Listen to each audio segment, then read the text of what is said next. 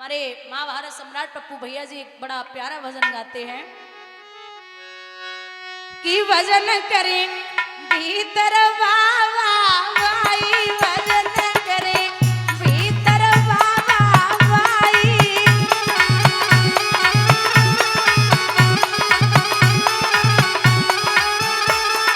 ए भजन करें भीतर बाबा भाई भजन करें भीतर बाबा भाई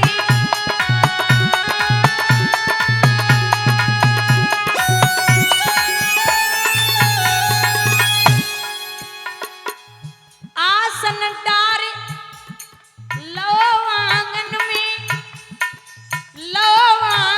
में माला तय उठाई भजन करे भीतर बाबा भाई भजन करे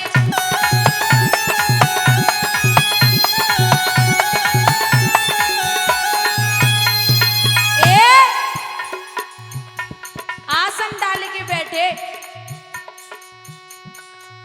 माला घूमी रही तो उनकी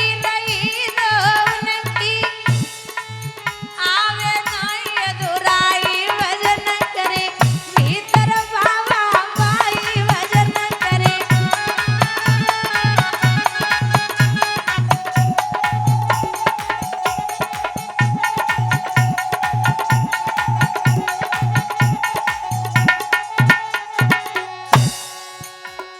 माला जप रहे कि भगवान ये बताओ कितनी तेज है दूसरे को खड़ा करके खुद बैठ जाते हैं इनका ठीक है माला घूमी रही तो उनकी आवे नहीं अधुराई भजन करे भीतर बाबा भाई भजन करे बैठ जाओ अभी बैठ जाओ अभी बैठ जाओ थोड़ी देर बाद निकल के आओगी तब तक भजन भी खत्म हो जाएगा बैठ जाओ अभी बाद में नाच लेना अब भैया जिया तो उनकी लगी रही रटना लगाए रहे रटना बोलो कुंदी आए बजाई भजन करे भीतर बाबा भाई भजन करे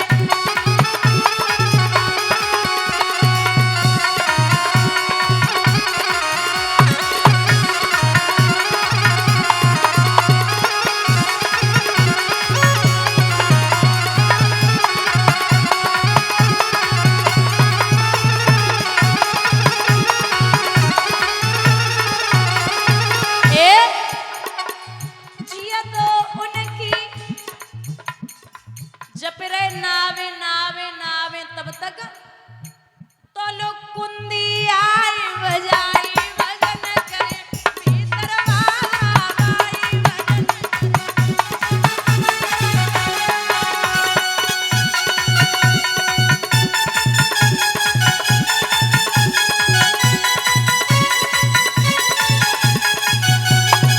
आवाज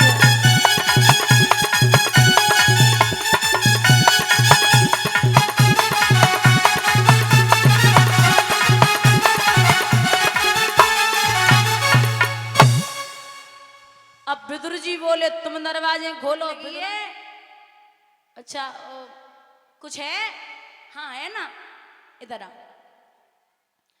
केले रखे थे महाराज केले के छिलकों को विदुरानी भगवान के मुख में देने लगी और गिरी फेंकने लगी बड़े चाव से कन्हैया उन छिलकों का भोग लगाने लगे काफी देर रह गई जब छिलका खाए रहे तो छिलका खाते खाते थोड़ी देर बाद क्या हुआ विदुर जी आए बोले अलग हट क्या कर रही है छिलका खिला रही है और गिरी फेंक रही है मैं खिला रहा हूं अब भगवान को दादा विदुर जी गिरी खिला रहे और छिलका फेंक रहे सो थोड़ी देर बाद भगवान से सवाल कियो काका ने कन्हैया सच्ची सच्ची बोलना, जो स्वाद काकी के छिलकों में था उस गिरी में है या नहीं है?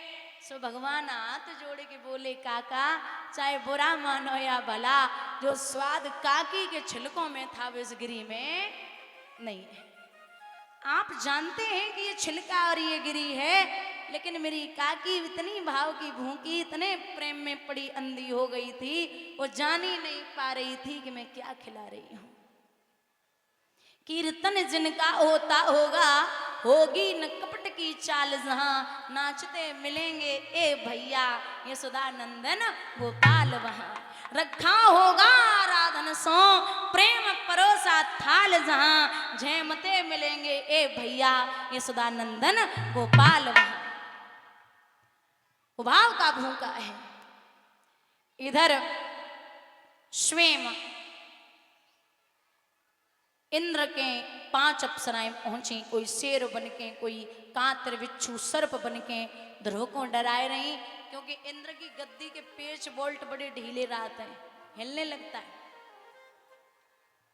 डराने के लिए पहुंची, लेकिन ध्रुव ने नेत्र नहीं खोले।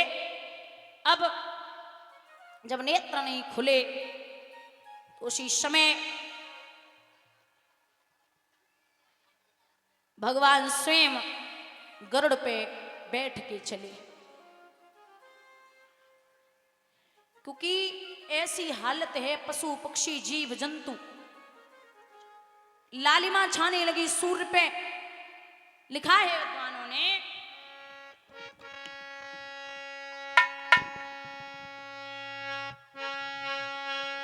जब ध्रुव ने खींची प्राण वायु, तो वायु रुकी तिरलोकों में, वायु रुकी तिरलोकों में, ब्रह्मांड हिला कोहराम मचा, दम घुटने लगी प्राणियों की।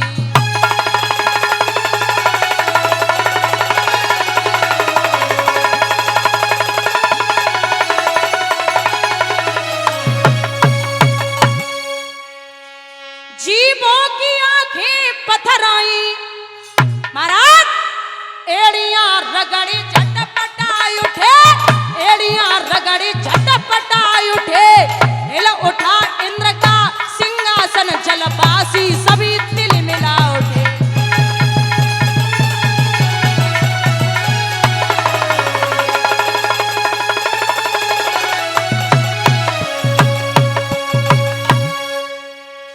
चौदह लोग 49 पवन, आठों बस पृथ्वी कांपी उठी, आठों बस पृथ्वी कांपी उठी, शशि सूर्य हिले तिरलोकों में, चंद्र पे लालिमा छाने लगी।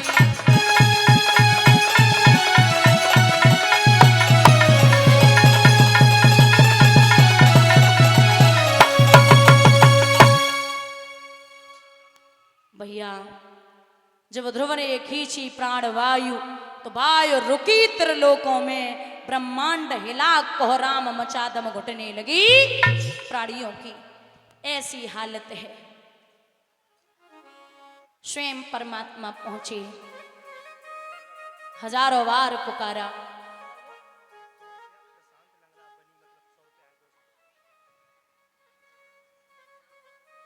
भैया यहां परमात्मा ने हजारों बार पुकारा, लेकिन ध्रुव के अंतःकरण में प्रभु की मूर्ति बसी हुई है। जमीन पे भगवान ने ठोकर मारी, सो ध्रुव मुंह के बल जमीन पे आए हुए वाले ने भगवान ने हाथों में ले लिया। जब प्रभु ने हाथों में लिया तो बाबुल की सूरत देख देख ध्रुव जी टकटकी लगाए गए, और जब याद मात की आई गई, नैनन से आंसू आए गए। ध्रुव जब रोए हैं तो भगवान आंसू पूछ के बोले, क्या बात है पूत, क्यों रो रही हो? कहा कि माँ की याद आ रही है, वरदान मांग लो बेटा। तो वो 5 वर्ष 5 महीने का पुत्र जवाब देता है कि मालिक मैं बेटा हूं, हे नाथ पिता, तो तुमको ही सब चिंता है, तुम ही सोच कर बतलाओ इस बेटे के लायक क्या है, आप ही बता दो।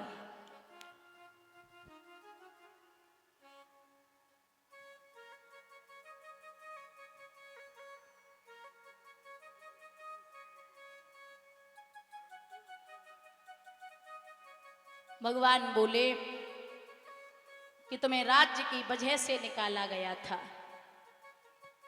जाओ मैं आपको वरदान देता हूं कि 1-2 वर्ष नहीं 36,000 वर्ष तक अयोध्या नगरी का राज्य करोगे।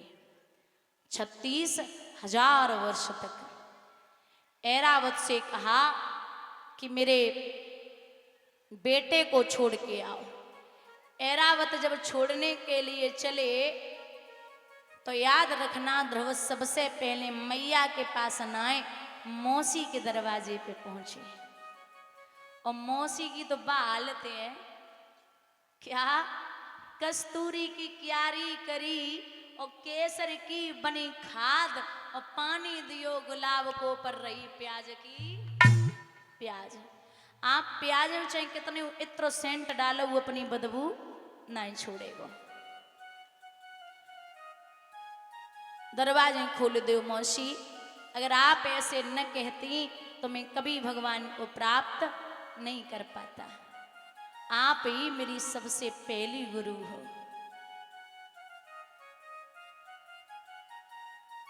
जिसपे ब्रह्म की कृपा हो जाए वो भला फिर क्यों डरेगा किसी से, उसे किसकी परवाह होगी। अगर आपको लगता है कि मुझ में सामर्थ्य है, मैं सब कुछ कर सकता हूं, तो फिर परमात्मा का साथ छोड़ दो, क्योंकि तुम सब कुछ हो तो फिर वो कोई नहीं है। तुम्हें खुद में इतना घमंड है कि मैं सब कुछ कर सकता हूं, क्योंकि रावण ने कही न जग में मोह समान, कुंभकर्ण भैया और मैं बड़ो बलवान, 10-20 भुजा बल को न परवान, मेघनाथ बेटा लाओ इंद्र के पकड़ कान, बाव का न रहो अभिमान, और तुमसे और हजारों ये बड़े बड़े बलवान। जिन कितने हरे पात पीरे है गए, जिन कितने घमंडी ढीले है गए, जिन कितने के टीले है गए, वो ब्रह्म है। उससे खेल खेलने में कभी नहीं जीत पाओगे। अब आप सोच लो कि जगह बनाई हुई दुनिया इतनी चालाक है, तो बनाए हुए वालों कितना चालाक हो गए। वो एक प्रसंग आता है कि एक बार मैया पार्वती भोले बाबा से बोली कि बाबा ऐसे ही पड़े रहते हो, कुछ काम धंधा कर लिया करो, फालतू में ही कोई काम धंधा करते नहीं हो, जाओ खेती वेती का काम कर लो। तो बोले खेती तो हमारे पास है ही ना। तो बोले कृष्ण के पास जाइए। सो भगवान कन्हैया के पास पहुंचे। भगवान सो बोले कृष्ण एक काम करना था। बोले क्या, खेती कर लो अब की बार। तुम्हारे मन में कैसे आएगी खेती करेंगे? बोले हाँ कर लो। मैया पार्वती जानती थी कि तुम बहुत सीधे हो और कृष्ण बहुत छलिया है। सो मैया बोली अब सुना बाबा, तुम जाए तो रहे हो, जो फसल हो ना वो कह देना कि फसल का जो ऊपरी हिस्सा होगा वो मेरा होगा और नीचे का हिस्सा कृष्ण का होगा। बोले ठीक है। सो भगवान बोले बाबा खेती तो करनी, लेकिन खेती काहे की करनी है? बोले किसी की भी करो, लेकिन ऊपर का हिस्सा मेरा और नीचे का आपका। भगवान बोले आलू बो दो, आलू वो तो नीचे का मेरा हो जाएगा, आपका ऊपर का। अब आलू हुए, सो जितने आलू भये सो आलू आलू तो भगवान ने रखे ले, पूरे पत्ता पत्ता सब नादिया पे भर के पहुंचे। मैया बोली हो गई खेती? बोले ले बहुत सारी खेती, वो जो हुआ फसल लेके आए। अच्छा दिखाओ। सो सब पत्ता ही पत्ता भरे। बोले हाँ हो गया काम, कर ली खेती। अब की बार उनसे कह देना जाके क्या? बोले अब की बार नीचे का हिस्सा नहीं चाहिए, ऊपर का चाहिए, नीचे का कृष्ण को चाहिए। बोले ठीक है। सो भगवान फिर पहुंचे। अब भगवान से बोले कृष्ण सो काना अब की बार ऊपर का हिस्सा मेरा, नीचे का आपका, क्या होगा फसल में? भगवान बोले बाजरा बो दो। बाजरा ऊपर का मेरा है और नीचे का आपका है। वो ठीक है। अब बाजरा हुआ तो ऊपर का भगवान का और भोले बाबा वो लकड़ी टाइप लेके पहुंच गए। मैया बोली अरे बुद्धू ऐसे नहीं, फिर जाओ। अब की बार कहना ना ऊपर का ना नीचे का, बीच वाला चाहिए, बीच का चाहिए, जाओ। सो फिर पहुंच गए। कृष्ण अब ना ऊपर का ना नीचे का हिस्सा, बीच का हिस्सा चाहिए। भगवान बोले मक्का बो दो, मक्का होनी चाहिए। सो मक्का की फसल हुई, मक्का भगवान के पास वो लेके बाबा पहुंचे। मैया ने जो देखो सो बोली अब तुम्हारे पाए पकड़ रहे, हम तुम्हारी खेती जीवन में ना हो पाएगी, तुम खेती करने लायक हो ही नहीं। और वो कृष्ण है, वो संसार को नचाने वाला है, तुम्हें कभी नहीं छोड़ेगा। बोलिए गोविंद भगवान की। तो देखिए बनाई हुई दुनिया इतनी चालाक है, तो बनाए वालो बड़ो चालाक हो गए। यहाँ प्रभु की कृपा, ध्रुव जब वापस आए, एक बात और बता दें, 6 महीने की तपस्या ध्रुव की, और 6 महीने की तपस्या ध्रुव की मां सुनीति की।